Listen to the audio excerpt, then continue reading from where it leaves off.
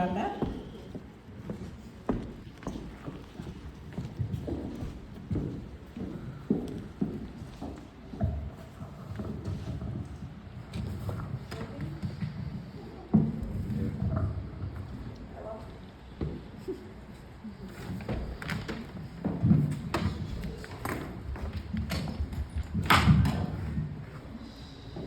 Hello.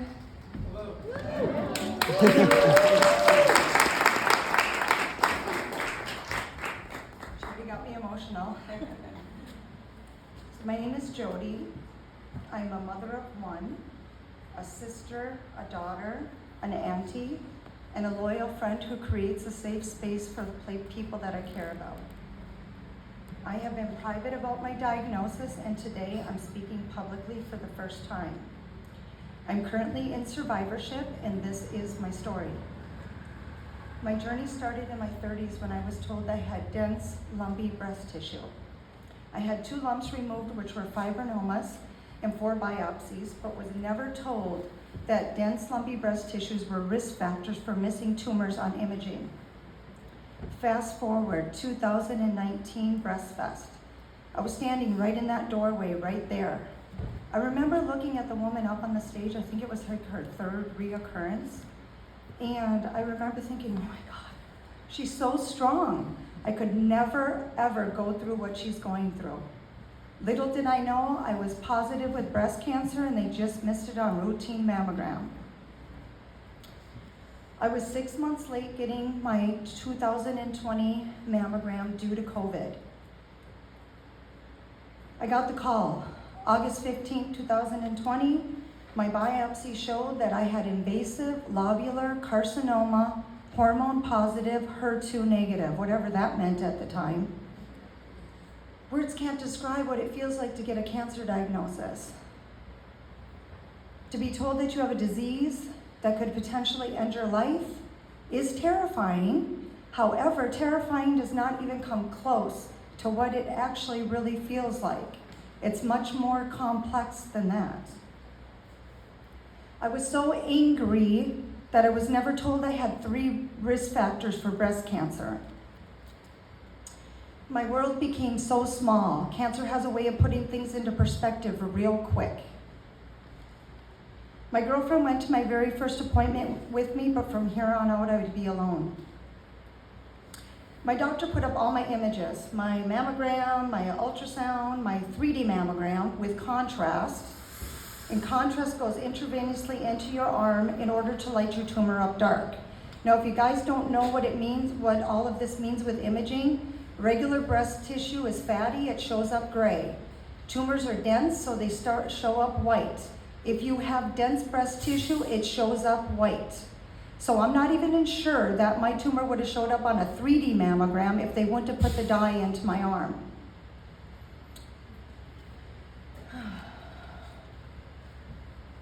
I asked her how the radiologist saw this. She said she did not even see my tumor, but I was really lucky that I had an experienced person look at my images this day, which will be the first angel in my story. What she saw was, even though it was hidden, my tumor was so large that it was causing my tissue or my muscle to be pulled. Kind of like if you had a rubber band where it looks relaxed, but if you pull it, it looks kind of pulled. It was a small little spot up in my shoulder. She said I was really lucky because I won't say most, but I'll say it's very common with ILC to not get a diagnosis until stage 3 or stage 4. After my diagnosis, I decided to be courageous and taking my time in finding my doctors, second and third opinions, and also how my body was going to be chopped up. Yes, I said chopped up because that's exactly what it feels like. A lot of women, because ILC is so sneaky, automatically just say I'm getting a double mastectomy, and I decided I did not want fear to decide on how I was going to make this decision. My doctor told me that most people have their tumor removed within the first month. However, if I was struggling with trying to figure out what I was going to do, how my body was going to be transformed, I could have up to 3 months and it would not change my prognosis. 2.5 months in, I got the feeling in my tummy. I knew what I wanted to do, a single mastectomy with implants for symmetry and reconstructive surgery.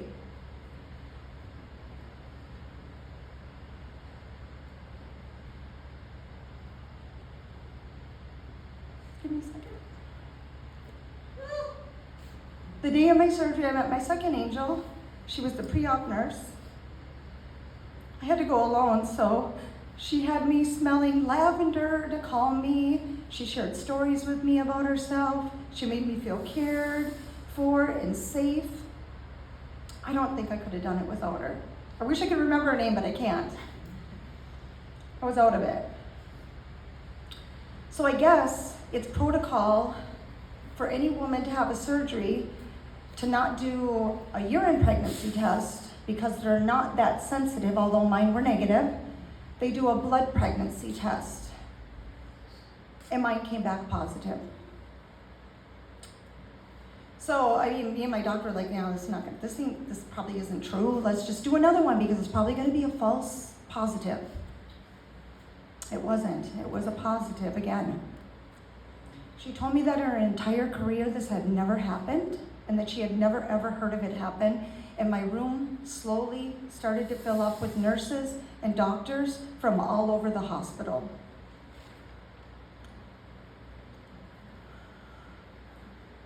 I went into shock, and I don't mean I was shocked. I went into shock. And if you don't know what that's like, you're there, but you don't know what's going on. You can hear people talking, but it's muffled. It's kind of down the corridor. You don't really know what they're saying, and everything is moving really, really slow. I researched why your body does this, and what I found out is that everything slows down in order for your body to process everything in order to do the least amount of damage to you.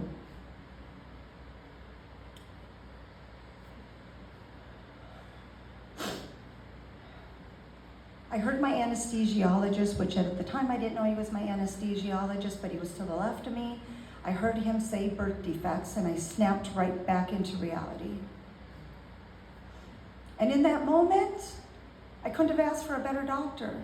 And I don't mean just a better doctor, a better person than Dr. Wildenberg to be looking at the most vulnerable time I've ever had in my life, and the hardest decision I'd ever have to make. And I looked up into her eyes, and they were bright and brilliant, but they were also kind and compassionate. And I said, wait a minute, what's going on right now?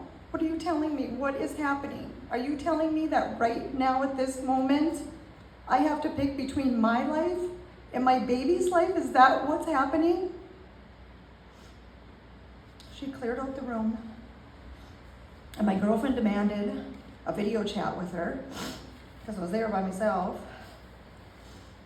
And she said, I just want you to know that my girlfriend is going to want this pregnancy. She's been wanting a baby since she was 36 years old, and it's all she ever talks about. You need to tell her everything. Don't dummy it down. Don't candy coat it. And you talk to her like you're talking to your colleague, and you give her every detail because she needs to make the best decision for herself. My doctor said, I just want to do one more test. I'm pretty sure you're pregnant with this. Let's just do one more just to make sure. And I'm going to go talk to OBGYN. It was positive. I was definitely pregnant. Timeline added up. I'm in the first trimester. So she said, we got two options. The first one, we wait until baby's in the second trimester, when baby's stronger, and we can do the surgery then. But I must remind you, it's at the height of COVID, and surgery dates are pushed back. And because I was so courageous and picking my doctors and how my body was going to be transformed, we're now 3 months out from diagnosis. And if you don't know, the longer the tumor's in you, it releases seeds or dormant cells or whatever you want to call these things, sleeper cells, the whole time it's in you. And they float in your body for the rest of your life, and you don't know if it's going to become active or not. I lost my place, I'm sorry. Second option, we do an emergency surgery where they take out everything. They take out all the drugs, except for the one that's going to put you under, which means I'm awake for everything down the hallway, and all the lights in the emergency room, and all the instruments they're using on me, all the doctors. And although my doctor didn't say anything to me about what I should do, her kind eyes could not hide that she didn't want me to wait any longer. And so I reluctantly had the surgery. I didn't want to. And 2 weeks later, I miscarried. And to add insult to injury, the powerful hormone blockers they put me on instantly put me into menopause.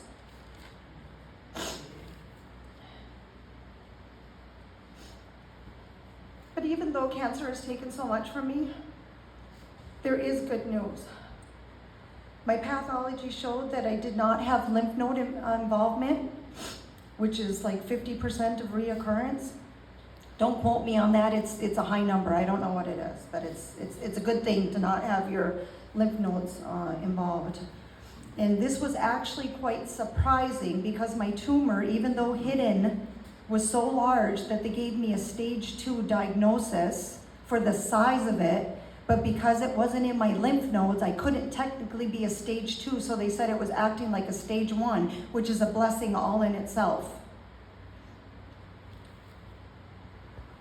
And my mammoprint showed that I didn't need chemotherapy, hence the long hair, because I can't cut it now. So when I told my Pink Sisters that I was going to speak publicly about this for the first time, it was unanimous. They all begged me to tell you about ILC. Invasive lobular carcinoma is the second most common breast cancer, next to IDC, which is invasive ductal carcinoma. But since it only accounts for 10% of the diagnosis, there's very little research that's done. So doctors treat it like IDC, even though it acts and behaves completely different. It doesn't form a lump. The other breast cancers, the cells have a coating on it that's sticky called E-curin. All the cells stick together, it forms a lump, and the lump gets bigger. With ILC, there's no coating on it. So all the cells do is they connect one at a time in a string. Kind of like a mesh or a web, if you've ever seen a web, which is where the whole thing, thickening, comes from. What is that? And reoccurrence is common in 10 and 20 years. So instead of having to take hormone blockers for 5 years, you have to take it for 10 years.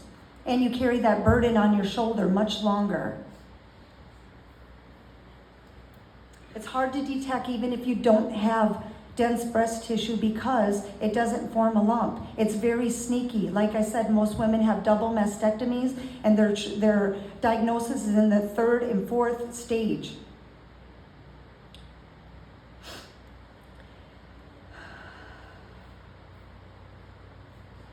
Hold on 1 second here.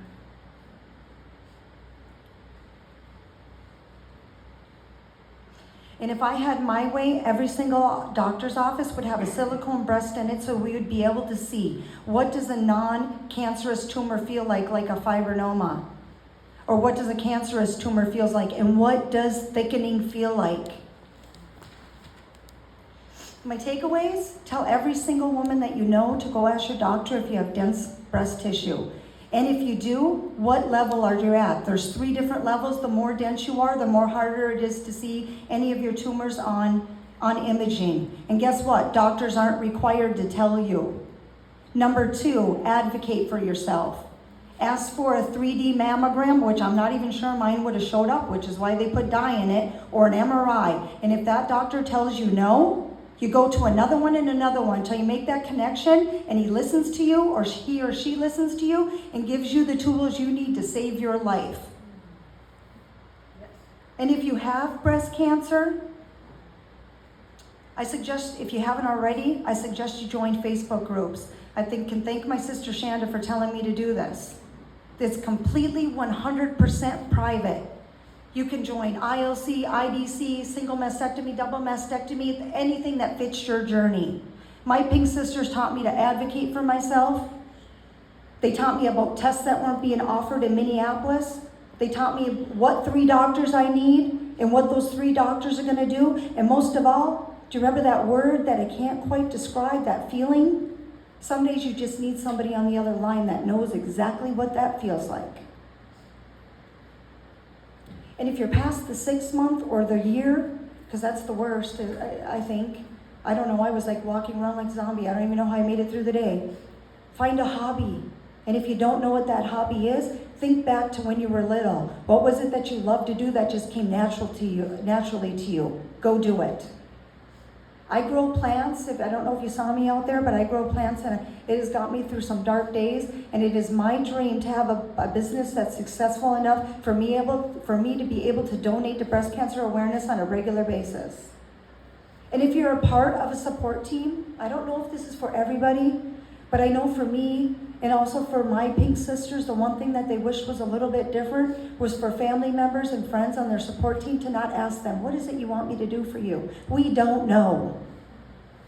All we know is we wake up in the morning and the reality is, yes, she got breast cancer and I'm already exhausted.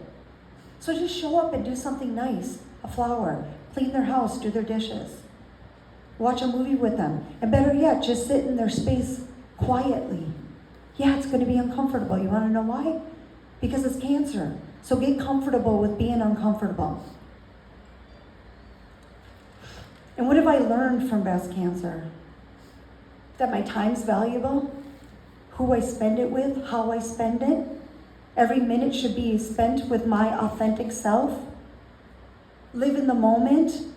And what does that mean? It's one of my most favorite things to do is to watch bees go from flower to flower with their cute little legs in the front and their long legs in the back, and they're cute and black and yellow, and they got all this pollen hanging off their legs, and it's adorable. Just pay attention to the cute things in life. Getting older is a blessing.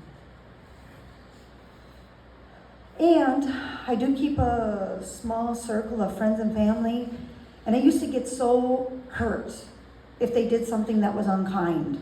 And the truth is I don't anymore, and it doesn't mean that I don't care. It's just that I'm not going to choose 1 minute feeling bad about a decision that somebody else made to decide to be unkind. And cancer does not define me as a person.